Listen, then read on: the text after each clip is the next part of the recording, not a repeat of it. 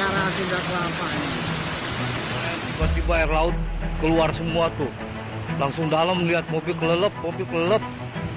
Kayak tsunami air laut luber.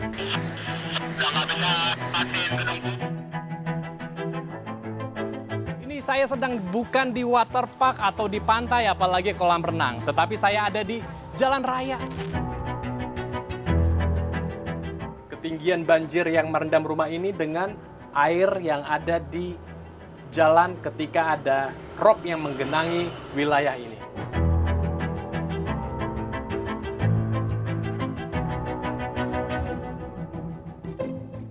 Inilah tanggul yang menjadi benteng terakhir yang memisahkan antara lautan dan daratan di kawasan Muara Baru, Jakarta Utara. Tanggul setinggi 4 meter ini menjadi pertahanan terakhir yang menjaga agar air laut tidak masuk ke pemukiman warga yang jaraknya hanya puluhan meter dari sini. Meski demikian ada kekhawatiran besar seberapa lama tanggul ini bisa bertahan dari gerusan dan tekanan air laut yang kian tahun kian meninggi. Sementara muka tanah di kawasan ini kian tahun kian menurun. Dan bukti nyatanya adalah Masjid Wal Aduna yang berada di depan saya yang sudah terendam oleh air laut.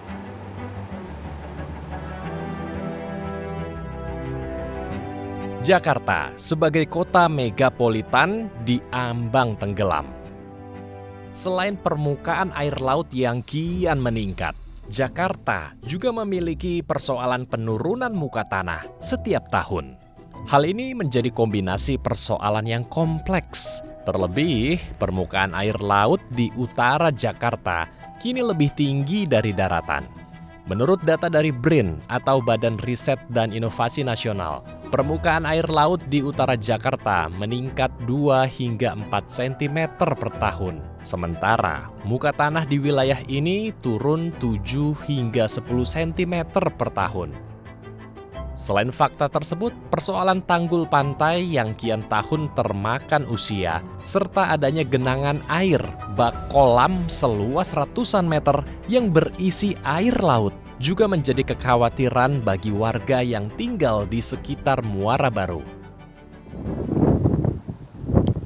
Ini adalah bukti adanya genangan air yang disebabkan oleh bocoran-bocoran halus dari tanggul yang ada di sebelah kanan saya. Selain bocoran dari tanggul, ada juga rembesan-rembesan yang kemungkinan besar muncul dari tanah yang mungkin tidak firm atau tidak kokoh. Kemudian air masuk dari celah tersebut, kemudian menggenangi tanah di dekat sini, di sebelah kanan saya. Yang ini ketinggiannya kalau dari pandangan mata saya kemungkinan 10 hingga 15 cm.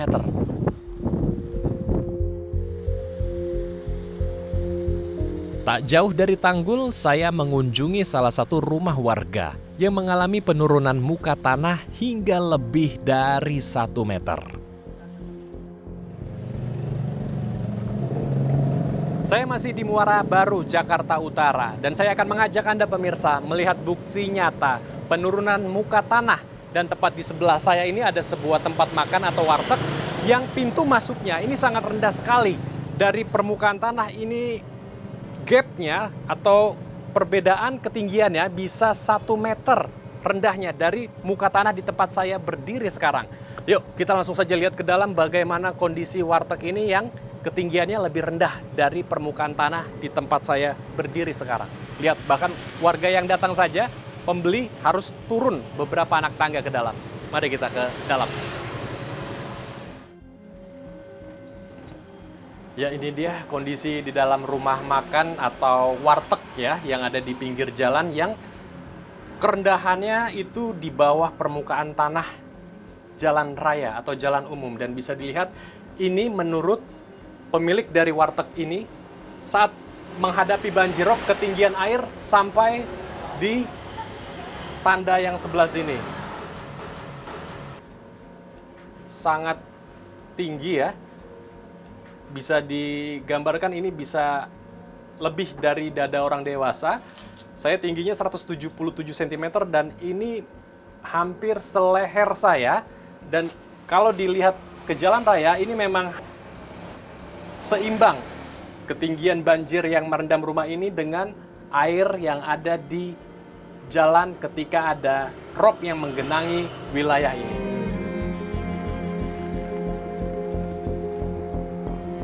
Saya pun berbincang dengan Khotijah, pemilik warung makan yang tinggal sejak tahun 1988 di Muara Baru. Ia mengaku sebelum ada tanggul pantai di Muara Baru, rumahnya dapat terendam banjir rob lebih dari 1 meter, bahkan bisa mencapai leher orang dewasa. Ironisnya, meski kini ada tanggul, rumahnya tetap terendam banjir. Seperti pada bulan April 2026, banjir merendam dengan ketinggian 30 cm hingga 1 meter di rumahnya. Sampai sekarang ini, kalau sore begini. Yang sore mana, Bu? Ini. Wah, sedengkul ya, Bu ya? Ya, sedengkul. Kalau ini sedada. Ini. Oh, itu jam-jam berapa, Bu, kalau yang sedada, Bu? Ini jam 9. 9 pagi? Nah, ini jam 2-an. Jadi 2 hari itu, 3 hari nggak jualan. Ya, rapi-rapi gitu. Itu tahun ini ya? Iya, sekarang ya, tahun ini. Bukan yang dulu enggak, sekarang. Tahun ini yang ya mau habis ini. Jadi saya 3 hari nggak jualan, bersih-bersih, ngadepin kulkasnya mati 3 kulkas itu. Bulan apa itu, Bu? Bulan apa ini berarti habis lebaran? April. April.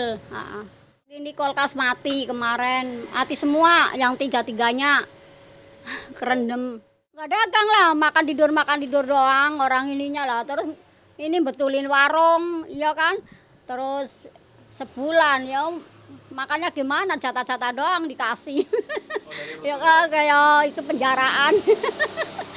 Iya, dari susul makan, dari itu aparat pada kasih makanan. Khotijah ingin lepas dari ancaman banjir rob yang kerap menghantui rumah dan usahanya, yaitu dengan menguruk atau meninggikan rumahnya. Namun, hal itu terhalang karena keterbatasan biaya.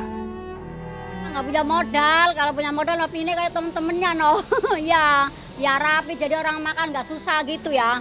Nah ini karena saya nggak punya modal, ya susah begini aja, orang warungnya aja mau dibetulin susah, nggak ada duit modalnya. Jadi nggak ada modal, jadi nggak bisa ninggiin. Iya, nggak bisa keuruk. Kalau ada modalnya kan diuruk Pak. Jadi orang makan standar gitu ya. Nah sekarang, jadi enak, orang parkiran juga masuk. Nah, sekarang susah, nunduk-nunduk ya. Tak jauh dari Muara Baru, saya melihat fakta wilayah utara Jakarta yang tidak pernah absen didatangi banjir rob. Ini buat apa, Dek? Ini seluncur ya? Oh. Pemirsa, kalau Anda melihat saya di sebelah kanan kiri ini ada anak-anak lagi bermain ya. Ini saya sedang bukan di water park atau di pantai apalagi kolam renang. Tetapi saya ada di jalan raya di daerah Muara Angke, Jakarta Utara. Banjir dengan ketinggian, ini kalau dari tinggi badan saya 177 cm, sedaerah betis ya. Banjir daerah sini mulai dari ketinggian 30 cm hingga 1 meter merendam pemukiman warga, jalan raya hingga masuk ke rumah-rumah warga. Dan nanti saya akan mengajak Anda pemirsa mengunjungi salah satu rumah warga yang rumahnya terendam banjir hingga merugikan harta bendanya. Saat laut pasang telah menjadi hal biasa di mana banjir rob merendam wilayah Muara Angke.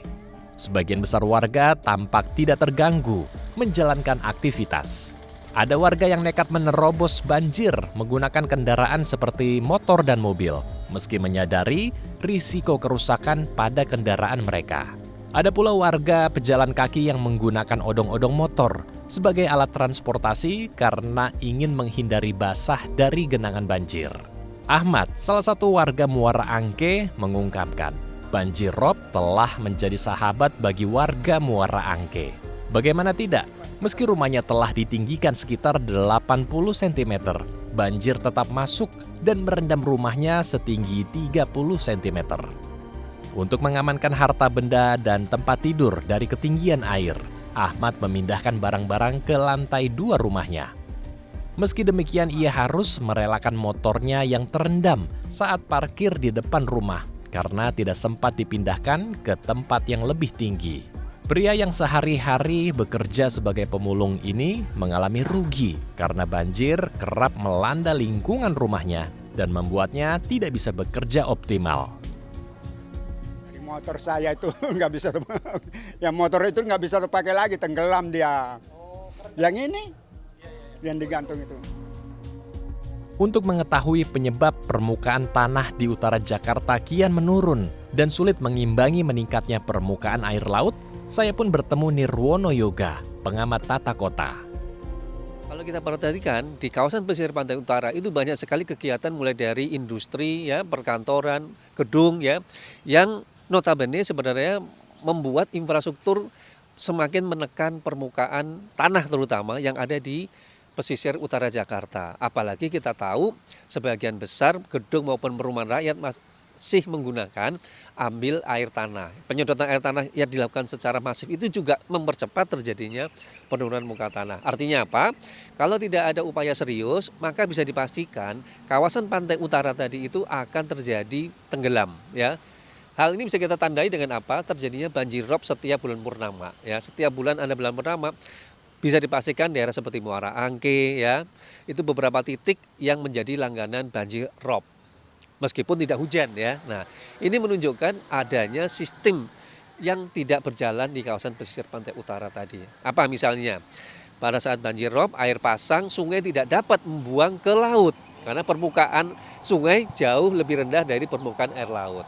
Otomatis daerah tersebut akan menjadi kawasan yang terendam banjir rob. Nah, kalau ini tidak segera ditangani, akan semakin meluas dan semakin lama rendamannya. Kalau ini terjadi secara permanen, maka itu yang disebut kawasan pesisir tenggelam. Pengambilan air tanah secara masif dan eksploitatif, pembangunan industri besar yang kian menekan permukaan tanah, dan infrastruktur di pesisir utara Jakarta yang kerap dilewati kendaraan berat seperti bus dan truk kontainer membuat tanah menjadi tertekan dan turun setiap tahun. Nirwono Yoga menekankan pemerintah perlu memberikan aturan AMDAL atau analisis dampak lingkungan bagi pihak swasta atau siapapun yang ingin membuat kawasan industri, pemukiman maupun aktivitas perekonomian.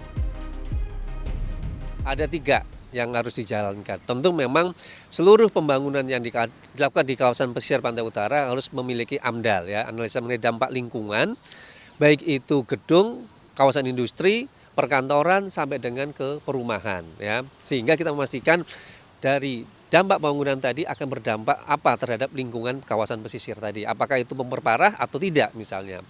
Kedua, fakta bahwa masih banyak pemilik gedung, perkantoran, sampai dengan ke rumah menggunakan air tanah, ya.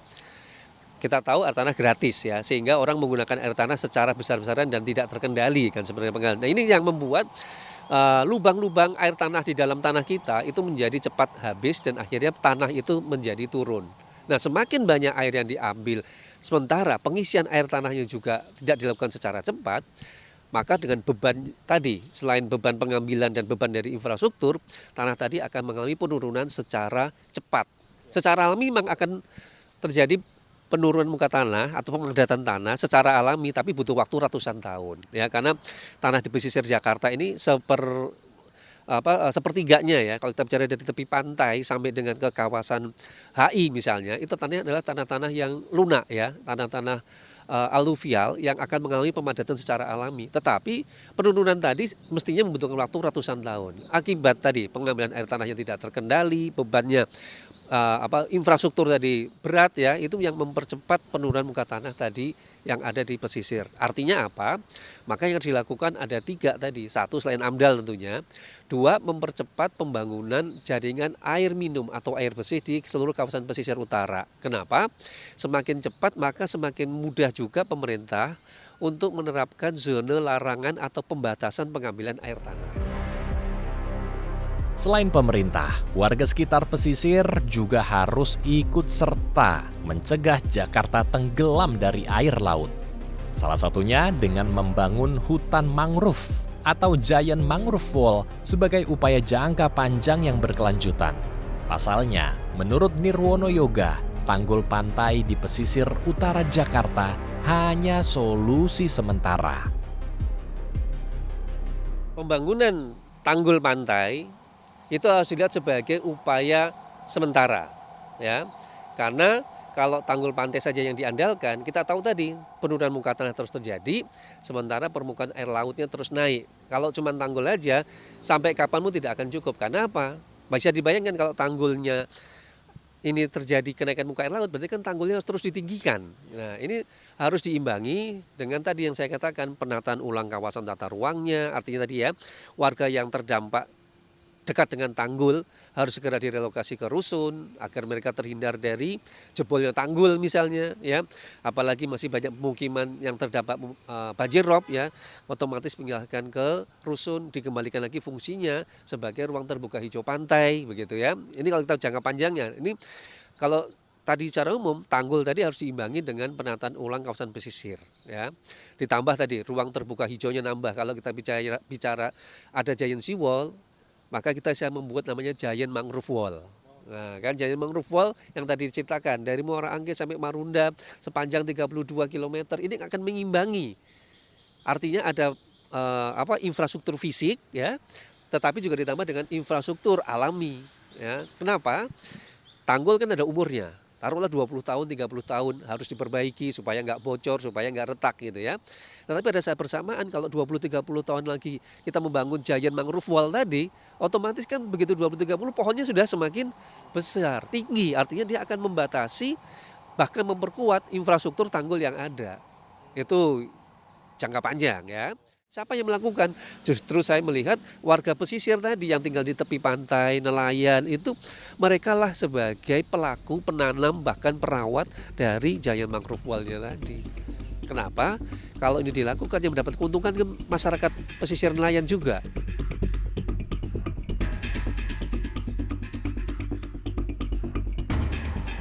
Inilah Masjid Wal Aduna yang tepat berada di depan saya menjadi saksi bisu akan ancaman nyata tenggelamnya utara Jakarta. Masjid ini terus ditenggelamkan air laut dari tahun ke tahun. Dan ini menjadi bukti nyata bahwa tidak hanya pemerintah saja, yakni warga sekitar di daerah ini dan juga pihak swasta harus bekerja sama untuk menanggulangi permasalahan meningkatnya air laut dan menurunnya permukaan tanah. Endru Pakpahan, Yudi Rahman, Daai TV.